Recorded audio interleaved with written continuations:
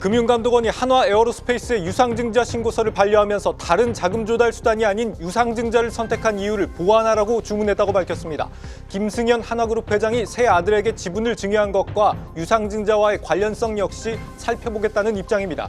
이번 증여가 편법 승계 의혹을 해소하기 위한 정면 돌파라는 시각과 주가를 낮춰 증여세를 절감하려는 의도라는 시각이 혼재하고 있습니다. 네, 산업부 고영욱 기자와 알아보겠습니다. 고 기자, 이 한화그룹 승계 작업은 일단 완전히 끝이 났다 이렇게 봐야 될까요? 일단 김승현 한화그룹 회장의 이제 지분 증여로 지주사격인 주 한화의 최대 주주는 22.16%를 보유한 한화에너지가 되었습니다. 이 회사는 이제 김동관 부회장 삼형제 지분이 100%인 회사입니다. 개인 최대 주주는 여전히 김승현 회장이고 회장직과 공정거래법상 동일인, 다시 말해 그 그룹 총수의 지위는 김 회장이 유지하기로 했습니다. 그런데 이제 한화에너지를 통한 간접 지배력까지 따지면 장남인 김동관 부회장이 사실상 최대 주주가 되고요. 삼형제가 가진 주 한화의 총 지분율이 42.67%가 됩니다. 여기까지만 봐도 이제 한화그룹의 승계는 끝난 것처럼 보이는데요. 한 단계가 더 남아 있습니다. 이 승계의 핵심인 한화에너지의 상장입니다. 한화에너지를 상장할 경우에 주 한화에 대한 이 삼형제의 지배력이 희석되는 문제가 생길 수 있는데요. 이 문제는 이 구주 매출을 통해서 삼형제가 현금을 확보하고 그 현금으로 주 한화 지분을 직접 매입하는 방식으로 해결할 수 있습니다. 또 확보한 현금으로 증여세를 납부하는 것도 가능합니다.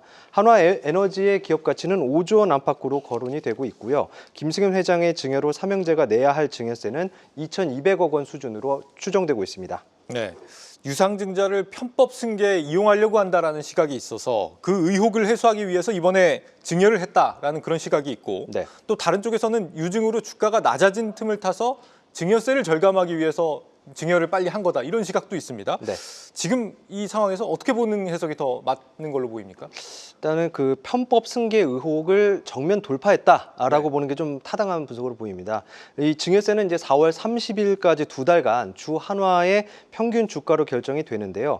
이 자회사인 한화 에어로스페이스가 한화 오션 지분을 인수하겠다고 발표한 뒤 2, 3만 원 하던 주가가 지난달 10일에는 5만 원대까지 크게 올랐습니다. 네. 이에 따라 이제 증여세는 절감이 아니라 더 내야 하는 상황에 처했습니다. 물론 유증 후에 주가가 오를 걸 예상을 했는지 모르겠지만 네. 결론적으로는 증여세를 더 내게 생긴 상황이다. 네. 그러니까 이게 증여세 내려는 걸 낮추려는 그런 목적은 아닌 걸로 보인다 이런 얘기입니다. 네. 한화 에어로스페이스 유상증자는 이 승계와는 관계없이 계속 진행이 되는 건가요? 네, 그렇습니다. 한화그룹에 따르면 이 3조 6천억 원 규모의 한화 에어로스페이스 유상증자는 그대로 추진될 예정입니다. 네. 유상증자 발표 당시 증권가에서는 지난해 영업활동 현금 흐름이 1조 4천억 원 수준임을 고려하면 3, 4년에 걸쳐서 진행될 투자 자금을 굳이 유상증자로 조달할 필요가 있었는지 의문이라는 의견이 나오기도 했었는데요.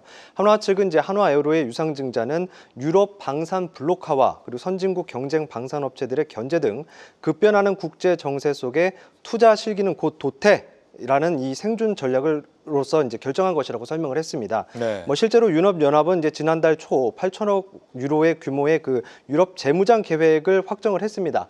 이에 따라서 이제 독일이나 프랑스의 방산업체들이 생산 속도를 내면 유럽 수출이 어려워질 수 있습니다. 이 국회를 통과한 상법 개정안 때문에 유상증자를 서둘렀을 가능성도 없지 않습니다. 이 이사 충실 의무를 주주까지 확대하면 앞으로 유상증자는 어려워지는 만큼 미리 조달했다고 볼 수 있습니다.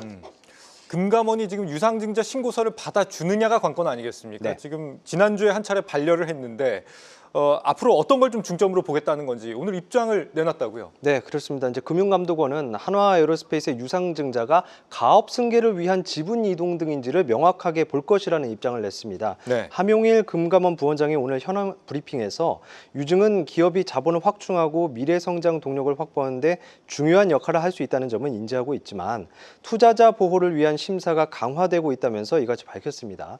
한 부원장은 그러면서 그룹의 재편 이유와 관련 사항을 증권 신고서에 정확하게 기재해야 한다며 이에 따라 정정 요구를 했으며 구체적인 정정 항목은 공개되지 않았지만 추후 발표될 내용을 통해 이를 확인할 수 있을 것이라고 설명했습니다. 이 브리핑의 내용을 종합하면 한화 에어로스페이스가 한화 에너지와 한화 임팩트가 보유한 한화 오션 지분을 1조 3천억 원을 들여 사들인 뒤 3조 6천억 원 규모의 유상증자를 진행하는 경위에 대해서 살펴보겠다는 의미로 지금 볼 수 있습니다. 그리고 지금 앞서 우리가 살펴봤던 미국의 무역장벽 보고서에서 우리 네. 방산의 이 절충 교역을 문제 삼는 이 내용이 나왔다 이런 소식이 있습니다. 네. 이게 한화 에어로스페이스를 비롯해서 우리 방산 기업들한테 영향을 줄 수도 있는 문제인가요? 네, 그렇습니다. 일단 그 절충 교역은 그 외국의 무기를 수입할 때 반대급부로 국산 부품을 수출하거나 기술을 이전받는 교역의 형태입니다. 네. 수입의 대가로 이제 민간의 물자를 수출할 수도 있고요. 수많은 이해관계를 조율해야 하는 만큼 이제 국가 대 국가의 협상으로 정리가 됩니다. 이 미국 무역 대표부는 한국 정부는 국방 절충 교역 프로그램을 통해서 외국 방위 기술보다 국내 기술 그리고 제품을 우선하는 정책을 추진해 왔다고 지적을 했는데요. 방위사업청은 그 미국 정부와 한국 정부가 국방 획득 장벽 완화를 위해 다양한 채널을 이용해 상호 국방 조달 협정 체계를 협의하고 있다고 공식 입장을 내면서 진화에 나섰습니다. 만약 미국이 절충 교역을 무역 장벽이라고 문제를 삼아서 없앤다면 이제 그동안 절충 교역의 최대 수혜를 봤던 곳이 이제 최대 피해가 되겠죠, 거꾸로. 네. 근데 미국은 이런 사례를 특정하지는 못했고요. 한화그룹은 이제 개별 입장이 얘기할 사안은 아니라고 설명을 했는데요. 최근 이런 수혜를 본 적은 없는 것으로 알려졌습니다. 오히려 지난 이제 2015년 우리가 이제 미국 로키드 마틴사의 그 F-35 전투기를 도입하는 대가로 국산 KF-21 전투기를 개발하는 데 필요했던 기술을 받기로 했지만 미국이 약속을 지키지 않아서 결국에는 이제 한화 시스템과 카이 등이 자체 개발해야 했던 그런 사례가 있습니다. 그렇군요. 알겠습니다. 한화 에어로스페이스 유상증자 관련 소식 산업부 고영욱 기자가 업데이트해봤습니다.